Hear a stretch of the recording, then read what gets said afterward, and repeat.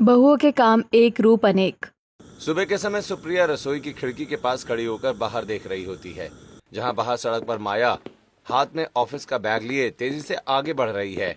तभी सुप्रिया गहरी सांस लेकर पराठा पलटते हुए मनी मन, माया दीदी कितनी खुशकिस्मत है जो रोज सज धज कर ऑफिस जाती है। एक मैं हूँ जो सुबह से रात तक बस इस चूल्हे चौके में ही कैद हूँ।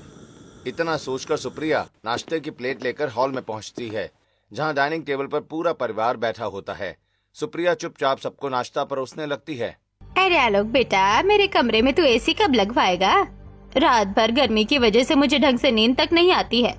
माँ, ऑफिस में बस कुछ ही दिनों में बोनस मिलने वाला है। जैसे मुझे वो पैसे मिलते हैं, मैं सबसे पहले आपके कमरे में एसी लगवा दूंगा।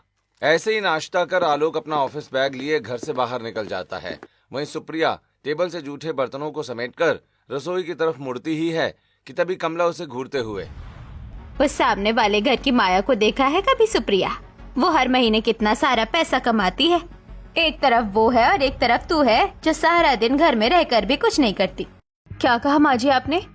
क्या आपको वाकई लगता है कि मैं पूरे दिन घर में बैठकर कुछ भी नहीं करती हूँ? बहू, घर संभालना और घर के काम करना तो कोई भी कर लेगा। तू नौकरी भी करे और घर भी संभाले तब मैं मानू कि हाँ तू मेहनत कर रही है। मम्मी जी, मैं घर संभालने के लिए खुद के सपने, यहाँ तक कि खुद को भी भूल गई। फिर भी आप मेरे बारे में ऐसा कह रही हैं। आखिर इतना सब कुछ करने के बाद भी इस घर में मेरी कोई वैल्यू नहीं है। चाहे कुछ भी कर लूं, आपके ताने कभी खत्म नहीं होंगे। सुप्रिया की आंखों में आंसू आ जाते हैं। वो बर्तनों की ट्रे उठाकर तेजी से रसोई के अंदर चली जाती है और रसोई में जाकर हॉट केस में गरम कचौरियां और पोहा पैक करके उसे लेकर हॉल में आ जाती है। तभी कमला, अरे बहू, कहाँ जा रही है? माँ जी, मैं काजल के घर जा रही हूँ। उसे मेरे हाथ का बना ये नाश्ता बहुत पसंद है, इसीलिए उसे देने जा रही हूँ। इतना कहकर वो काजल के घर चली जाती है। वहीं काजल के घर में कदम रखते ही उसे विमला की ऊंची आवाज सुनाई देती है। मुझे तो समझ नहीं आता कि तुझे अपने मायके में सिखाया क्या गया है। सुबह के 9 बजने को आए हैं और तुझसे एक ढंग का नाश्ता तक नहीं बना। एक वो शांता की बहू है जो कितना कमाती है और एक कमला की बहू है जो पूरा घर संभालती है। तेरे में एक भी गुण नहीं है। मम्मी जी, मैं भी तो इन्फ्लुएंसर हूँ, मैं भी राइटिंग वर्क करती हूँ और मैं भी कुछ करना चाहती हूँ, लेकिन मैं क्या करूँ, मेरे पास कोई साधन ही नहीं है। तभी विमला अचानक सुप्रिया को देखकर चुप हो जाती है। फिर सुप्रिया विमला से, नमस्ते आंटी जी। अरे सुबह सुबह आप काजल पर इतना क्यों गुस्सा हो रही है? डांटना बाद में, पहले आप ये गर्मा गर्म नाश्ता कर लो।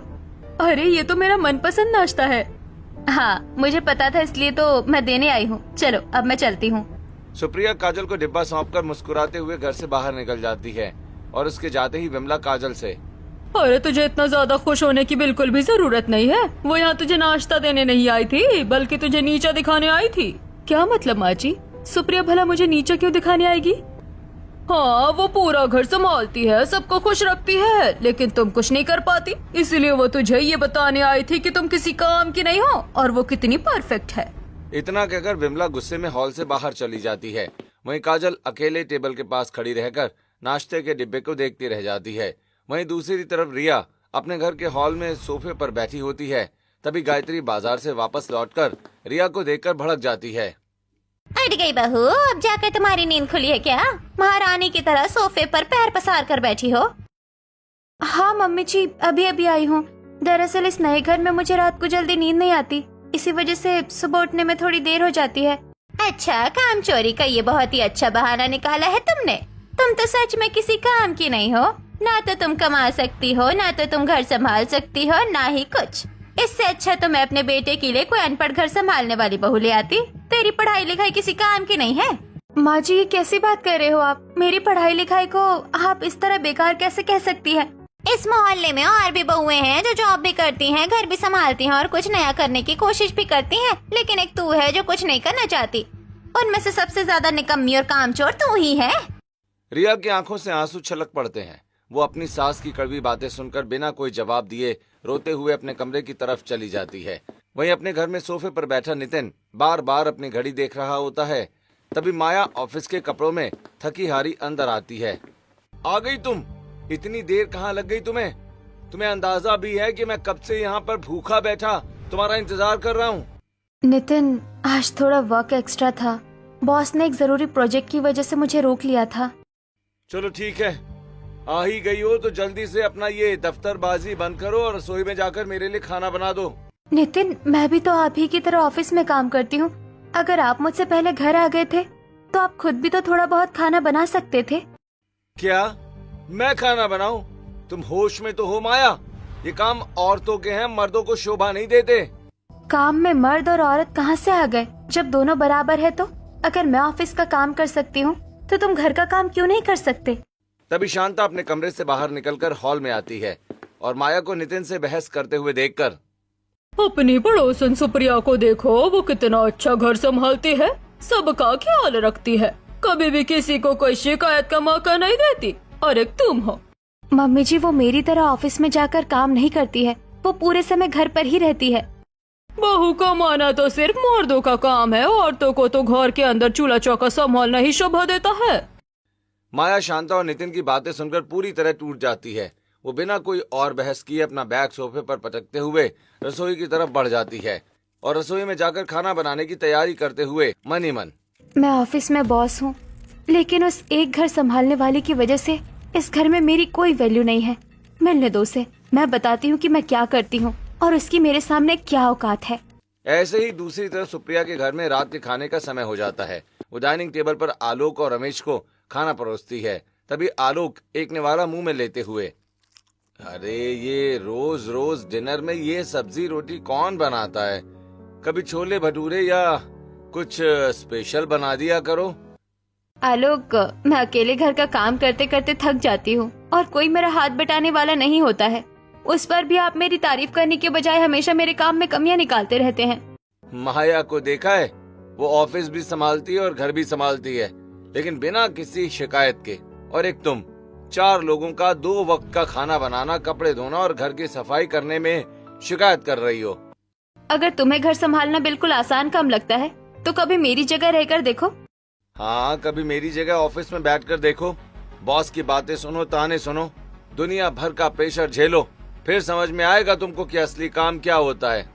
आलोक की बातों से उदास होकर सुप्रिया टेबल से जूठे बर्तन उठाती है और तेजी से रसोई की तरफ चली जाती है और सिंक के पास खड़ी होकर रोते हुए बर्तन धोती है और मन ही मन, आजकल की औरतें काम क्या करने लग गई? घर संभालने वाली औरतों को कुछ नहीं समझती और उनकी वजह से हम जैसी औरतों को कितना परेशान होना पड़ता है।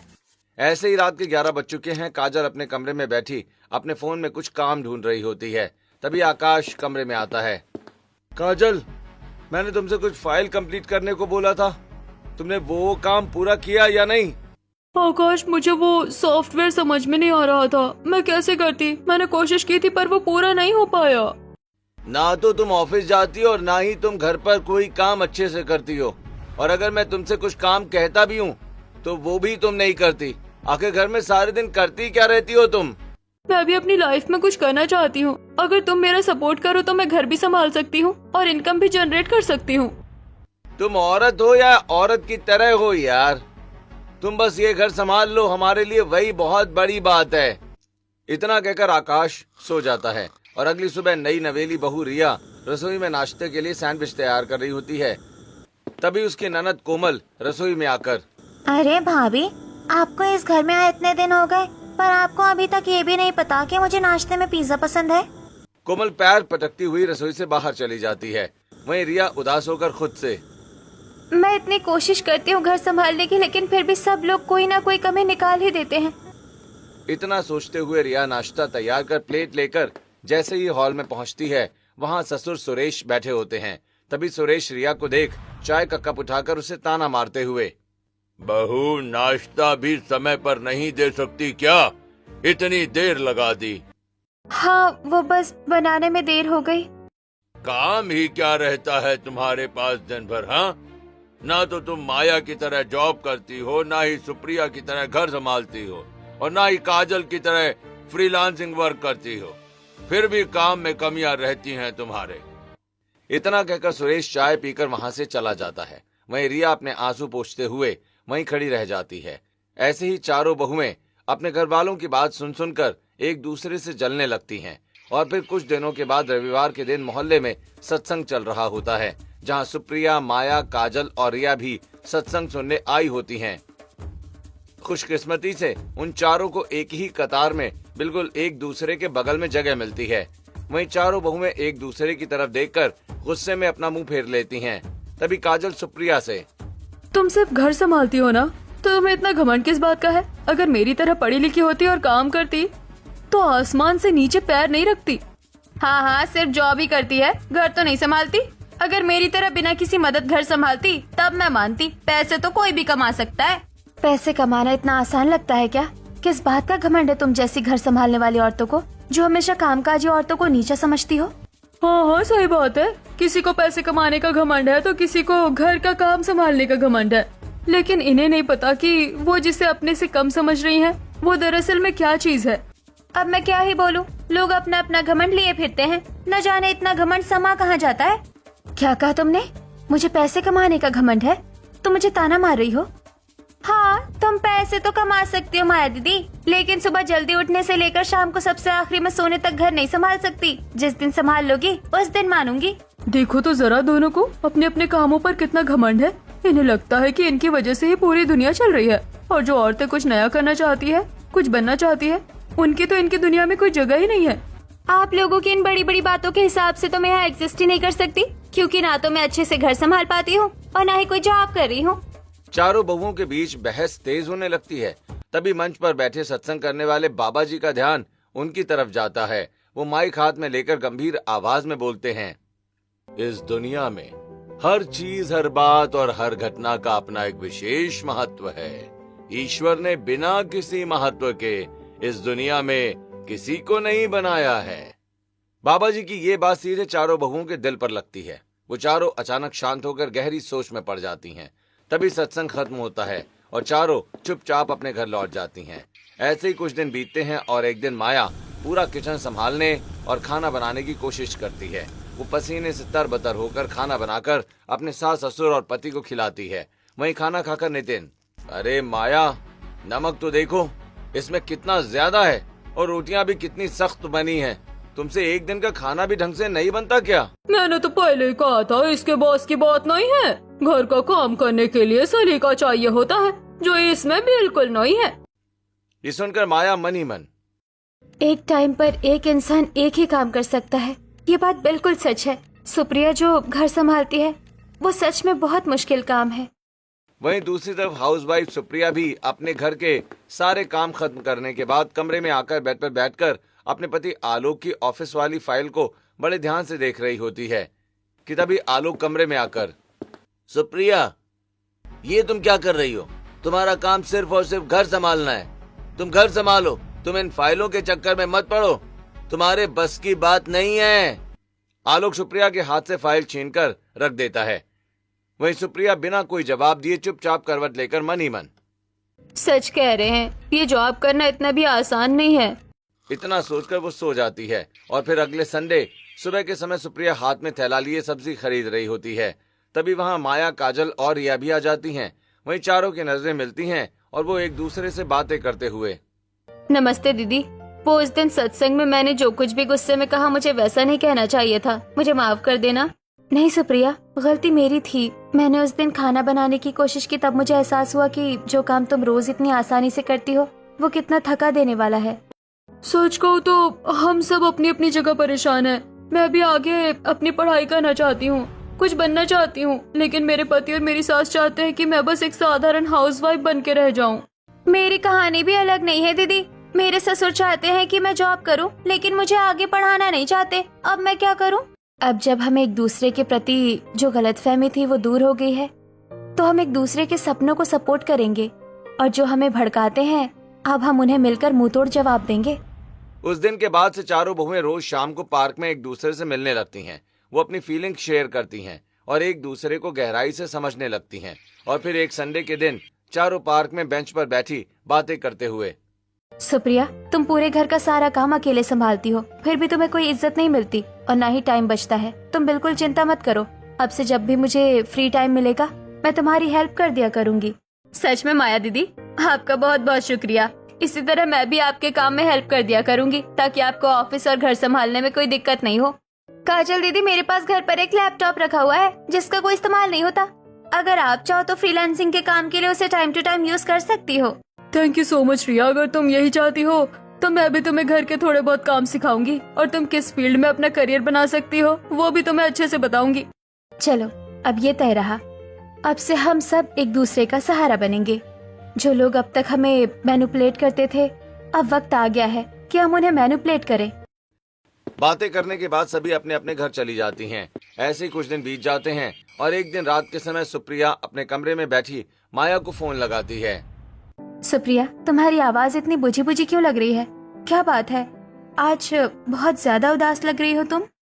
क्या ही बताऊं दीदी, मैं पूरा घर संभालती हूँ लेकिन फिर भी मेरे पति मुझे कुछ नहीं समझते। तुम गलत नहीं हो, बस तुम्हारे पति तुम्हें समझ नहीं पा रहे। वैसे आपने अभी कॉल क्यों किया है? त्योहार आ रहे हैं, ऑफिस संभालना और घर का काम भी है। मुझे समझ नहीं आ रहा कि मैं अकेले ये सब कैसे मैनेज करूंगी। आप बिल्कुल फिक्र मत करो, मैंने कहा था ना कि हम साथ हैं। मैं हेल्प करवाऊंगी, आप सो जाओ। इतना कहकर फोन रख सुप्रिया तुरंत ग्रुप कॉल पर काजल और रिया को फोन मिलाकर सुबह जल्दी माया के घर पहुंचने की योजना बनाती है। फिर अगली सुबह रिया जल्दी उठकर फटाफट अपने घर का काम खत्म कर माया के घर पहुंच जाती है। वहीं उसे देखकर शांता, अरे तुम सुबह सुबह यहाँ हमारे घर, खैरियत तो है? हाँ आंटी जी, वो एक्चुअली हमारे घर की चीनी पूरी तरह खत्म हो गई थी तो मैं वही लेने आई हूँ। तभी सुप्रिया और काजल भी वहां आ जाती हैं, जिन्हें देखकर शांता, तुम दोनों भी चीनी लेने आई हो क्या? नहीं आंटी, बस हमें माया से कुछ जरूरी काम के सिलसिले में बात करनी थी, इसीलिए आए हैं। इतना कहकर सुप्रिया, काजल और रिया सीधे रसोई के अंदर चली जाती हैं, जहां जाकर तीनों बहुएं फटाफट काम में जुट जाती हैं और फिर खाना बनाकर सभी काम खत्म कर चुपचाप अपने घर लौट आती हैं। वहीं माया खुशी खुशी अपने कमरे में जाकर तैयार होकर हॉल में आती है। तभी शांता, अरे बहू, आज तो त्योहार का दिन है, घर में इतना सारा काम बिखरा पड़ा है, तुम आज अपने ऑफिस की छुट्टी क्यों नहीं ले लेती? चिंता मत कीजिए मम्मी जी, काम हो गया है, अब मैं ऑफिस जा रही हूँ, बाय। ऐसे ही चारों बहुएं एक एक करके चारों का काम बांट लेती हैं ताकि उन्हें अपने व्यक्तिगत सपनों के लिए फ्री टाइम मिल सके। फिर एक दिन दोपहर के समय सुप्रिया अपने कमरे में आईने के सामने बैठी मेकअप कर रही थी। तभी आलोक वहां आकर, अरे सुप्रिया, इस समय तुम कमरे में बैठकर ये क्या फालतू के काम कर रही हो? बस थोड़ा अपने लिए वक्त निकाल कर खुद को दे रही हूँ, जो मेरा हक है। अच्छा, ऐसा करती क्या हो तुम दिन भर जो तुम्हें खुद के लिए वक्त निकालने की जरूरत पड़ गई? हाँ। उसी समय तीनों बहुएं सुप्रिया से मिलने उसके कमरे में आती हैं और आलोक की बात सुनकर माया, आलोक जी, आपके हिसाब से इस पूरे घर का मैनेजमेंट संभालना कोई जॉब नहीं है? आपको इनकी सराहना करनी चाहिए, ना कि जज करना चाहिए। आलोक माया की बात सुनकर पूरी तरह अवाक रह जाता है। उसके पास कोई जवाब नहीं होता। वो अपना मुंह सिकोड़कर चुपचाप कमरे से बाहर निकल जाता है। और फिर अगले दिन फ्रीलांसर काजल अपने घर में व्यवस्थित तरीके से गमलों को सजा रही होती है। तभी विमला वहां आकर, सारा दिन बस यही फालतू काम करती रहती है, आता जाता तो कुछ नहीं है तुझे, कम से कम घर का ही काम अच्छे से कर लिया कर। माँ जी, मैं समझ चुकी हूँ, मैं कितना भी कर लूँ आपको मेरी बुराई ही दिखेगी। काजल विमला को वहीं छोड़कर चली जाती है। फिर थोड़ी देर के बाद सुप्रिया, माया और रिया एक साथ काजल के घर पहुंचती हैं, जहां सुप्रिया के हाथ में पुराना लैपटॉप और रिया के हाथ में कुछ जरूरी किताबें होती हैं। तभी हॉल में बैठी विमला उन्हें देखकर, और तुम तीनों आज फिर यहाँ एक साथ, क्या काम है तुम लोगों को मेरी बहू से? हाँ आंटी जी, हमें काजल से बहुत ही जरूरी काम था, इसलिए हम सीधे उसके कमरे की तरफ जा रहे हैं। इतना कहकर तीनों काजल के कमरे में चली जाती हैं। वहीं काजल उन्हें देखकर, अरे तुम लोग आ गए, क्या हुआ बताओ ना। काजल, तुम्हें फ्रीलांसिंग का काम शुरू करना था ना? ये लो मेरा ये लैपटॉप, आज से तुम रख लो और अपना काम शुरू करो। और ये मेरी पढ़ाई की बुक्स है, ये बहुत काम आएगी। तभी काजल के पति आकाश कमरे में आकर गुस्से में अपनी फाइल ढूंढते हुए काजल पर चिल्लाकर, काजल, मेरा वो प्रेजेंटेशन कमरे के टेबल पर रखा था, मुझे ऑफिस के लिए निकलना है, कहाँ है वो? काजल अलमारी से फाइल निकालकर आकाश को दे देती है, जिसके बाद वो फाइल लेकर चला जाता है। तभी रिया, अरे मेरे दिमाग में एक बहुत ही जबरदस्त और शानदार आइडिया आया है। कैसा आइडिया रिया, जल्दी बताओ। हमारे घर वाले हमारी कोई वैल्यू नहीं करते ना, तो हम सब मिलकर एक बड़ा सा चार्ट बनाएंगे। उस चार्ट में हम सुबह से रात तक क्या क्या करती हैं, उसका पूरा ब्यौरा लिखेंगे और घर वालों को दिखाएंगे। वाह रिया, हम यहाँ तुम्हें आइडिया देने आए थे, लेकिन तुम्हारे यहाँ से हमको ही एक बहुत ही बेहतरीन आइडिया मिल गया। चारों बहुएं मुस्कुराकर लैपटॉप देकर वहां से चली जाती हैं। फिर अगले दिन रिया जमीन पर बैठकर एक बड़े चार्ट पेपर पर स्केच पेन से कुछ लिख रही होती है। तभी गायत्री और रोहित वहां आकर रिया को चार्ट बनाते देख, बहू तुम यहाँ हॉल के फर्श पर बैठकर क्या कर रही हो? मम्मी जी, ये चार्ट मेरे इस घर के प्रति समर्पण का है। मैं इसमें लिख रही हूँ कि इस घर को संभालने के लिए मैंने अपने कितने सपने मारे, कितने कॉम्प्रोमाइजेस किए और मैं पूरे दिन क्या क्या काम करती हूँ। लेकिन रिया, इस बेकार के चार्ट को बनाने से आखिर क्या होगा? रोहित, आप लोग हमेशा कहते हैं कि घर की बहू का सिर्फ एक ही काम होता है, सबको खुश रखना। लेकिन क्या आपने कभी ये देखा है कि उस एक काम को परफेक्ट करने के लिए हम कितनी बार खुद को अंदर से मारते हैं? ये सुनकर रिया की सास और पति चुप हो जाते हैं। दूसरी तरफ सुप्रिया भी अपने हाथ में चार्ट पेपर लिए आलोक और कमला के सामने खड़ी होकर, आलोक, मैं आज से वो सब भी करूंगी जो मैं अपनी लाइफ में करना चाहती हूँ और घर भी संभालूंगी, लेकिन अपने सपनों को मारकर नहीं। देखिए, मैंने तो चार्ट पेपर तैयार भी कर लिया है। चारों बहुएं अपने अपने घरों में पूरी तरह आत्मनिर्भर हो चुकी थीं। वो सिर्फ अपने काम से काम रखती हैं, जिससे चारों सासें बहुत ज्यादा नाराज हो जाती हैं और अपने अपने बेटों से बहुओं की शिकायत करती हैं। और फिर एक दिन आकाश डाइनिंग टेबल पर खाना खाते हुए, काजल, तुम पूरे दिन इस घर में बैठकर करती क्या हो? हाँ, क्या तुमसे रात को एक अच्छा खाना भी नहीं बनाया जा सकता? अब और एक शब्द भी नहीं। आपने कभी ये सोचा है कि जब आप ऑफिस से थक कर आते हैं तो अपना सारा गुस्सा इस तरह मुझ पर क्यों निकालते हैं? आप ऐसा इसलिए करते हैं क्योंकि आपको लगता है कि आप सुपीरियर हैं, आप कमाते हैं और आपकी वजह से मैं इस घर में पल रही हूँ। लेकिन ऐसा बिल्कुल नहीं है। मैं भी घर पर रहकर घर संभालती हूँ, आपका घर व्यवस्थित करती हूँ। आकाश काजल की बातों को सुनकर शांत हो जाता है। वहीं काजल गुस्से में अपने कमरे के अंदर चली जाती है। ऐसे ही बाकी की तीनों बहुएं भी अपने घर में अपने अपने घर वालों की बातों का मुंह तोड़ जवाब देती हैं। इसी तरह कुछ दिन बीत जाते हैं और एक दिन चारों बहुएं एक साथ मॉल में खरीदारी करने पहुंचती हैं। वे सभी एक बड़े शोरूम के पास खड़ी होती हैं कि तभी वो लोग देखती हैं कि उनकी सासें भी मॉल में शॉपिंग करते हुए आपस में बातें कर रही हैं। तभी चारों बहुएं तुरंत एक पिलर के पीछे छिप जाती हैं और उनकी बातें ध्यान से सुनने लगती हैं। अरे क्या बताऊं बहनों, मेरी बहू तो बस घर में बैठी रहती है, बाहर की दुनिया का उसे कुछ पता ही नहीं है। बस दिन भर चौके चूल्हे में ही दिमाग लगाती है। मेरी तो नौकरी वाली है, पर क्या फायदा, घर के काम में उसका मन ही नहीं लगता। मुझे तो ऐसी बहू चाहिए थी जो बस घर संभाले और हमारी सेवा करे। और मेरी नई बहू तो बिल्कुल निकम्मी है।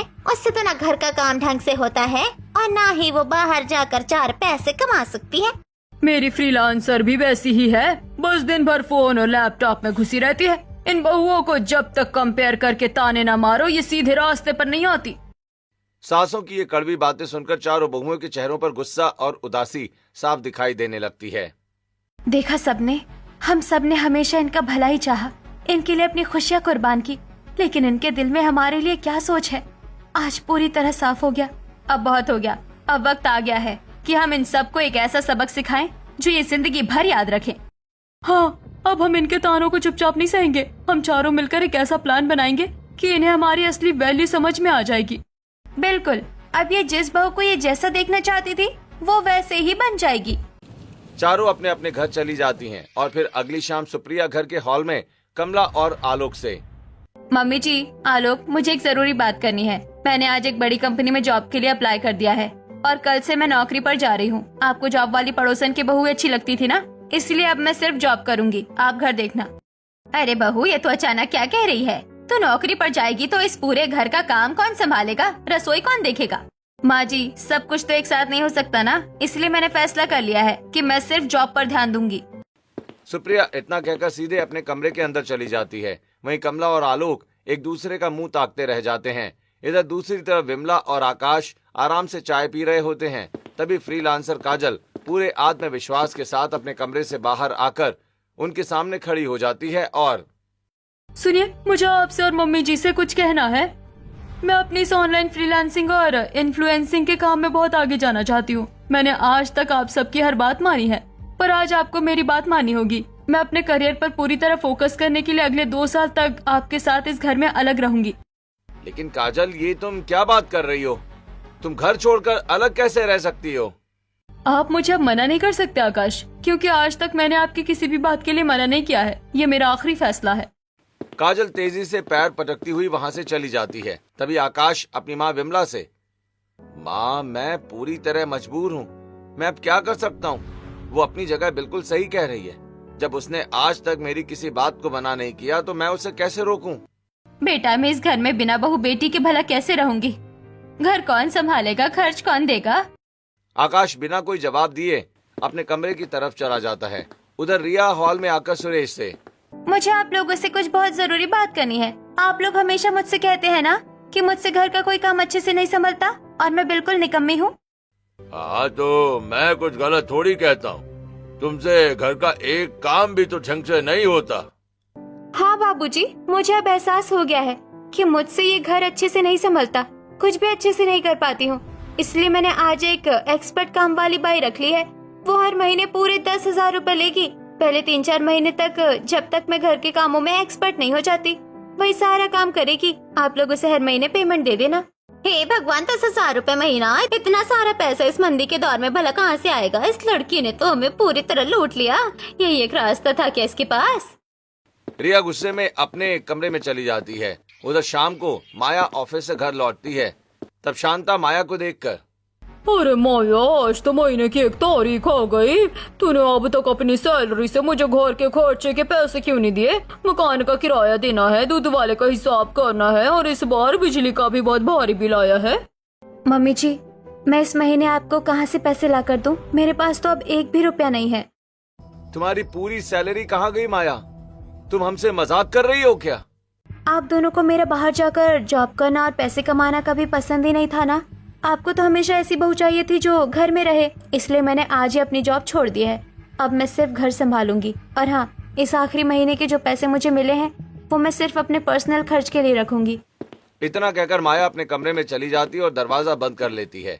इधर शांता परेशान होकर अपने आप से, हे भगवान, अगर ये अपनी इतनी अच्छी भली नौकरी छोड़ देगी तो हमारे घर के ये सारे बड़े बड़े खर्चे आखिर कैसे पूरे होंगे? हम तो पूरी तरह बर्बाद हो जाएंगे।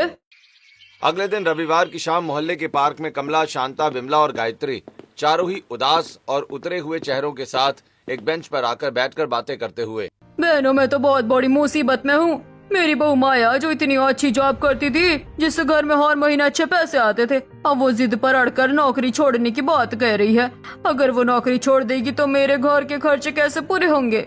मेरी बहू तो इन्फ्लुएंसर थी, काम के साथ साथ थोड़ा बहुत घर भी देख लेती थी, पर अब तो तानों से तंग आकर अपने पति के साथ 2 साल के लिए घर छोड़ के जाने के लिए कह रही है। उसने ऐसा किया तो मैं अकेली रह जाऊंगी। अरे तुम दोनों जरा मेरी कहानी सुनो। मेरी बहू नई नई दुल्हन है, उससे भले ही घर का काम परफेक्ट नहीं होता था, पर जैसे तैसे वो बेचारी पूरा दिन मेहनत तो करती थी। अब तो उसने अपनी जगह एक काम वाली रख ली है, और मुझे उस काम वाली के 10,000 रुपए देने पड़ेंगे। मेरे तो घर का बजट बिगड़ जाएगा। मेरी बहू सुप्रिया ही सबसे अच्छी थी। वो चुपचाप बिना एक शब्द बोले पूरा घर अकेले संभालती थी, पर अब वो जिद पर अड़ गई है कि वो सिर्फ जॉब करेगी। अगर वो जॉब करेगी तो मेरा घर कौन संभालेगा? सच कहूँ बहनों, तो इस सब में हमारी ही गलती है। जब हमारी बहुएं अपने अपने तरीके से मेहनत कर रही थी, तब हमको उनकी कद्र नहीं थी। हाँ, और अब जब वो बहुएं हमारे ही कहे अनुसार और हमारे ही ताने के अकॉर्डिंग बदल रही है, तो हमें समझ आ रहा है कि हम कितने गलत थे और वो कितनी सही। सारी गलती हमारी है, हमको उनसे माफी मांगनी चाहिए।